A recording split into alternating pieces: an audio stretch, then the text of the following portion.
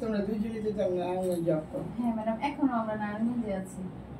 তারপরে হলো যে তখন তো বেবি হচ্ছিল না, হ্যাঁ বেবি হচ্ছিল না। আমি ঢাকা এমন কোনো ডক্টর নাই যে দেখাইনি।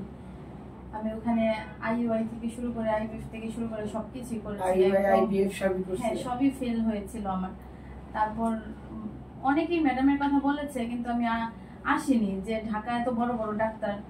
তো সেখানে আমি ফেল করে ম্যাডামের এখানে 6 মাসের ট্রিটমেন্টে আমার ফার্স্ট কনসেপশন আসে।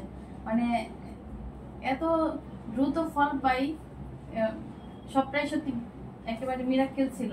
আমি সবাইকে সাজেস্ট করব যেন সবাই ম্যাডামের এখানেই চলে আসে। ওর এখন একটা ছেলে হয়েছিল, হলো, তারপর একটা মেয়ে হয়েছে। এখন আবার দ্বিতীয় বেবির জন্য আসছি ম্যাডামের কাছে।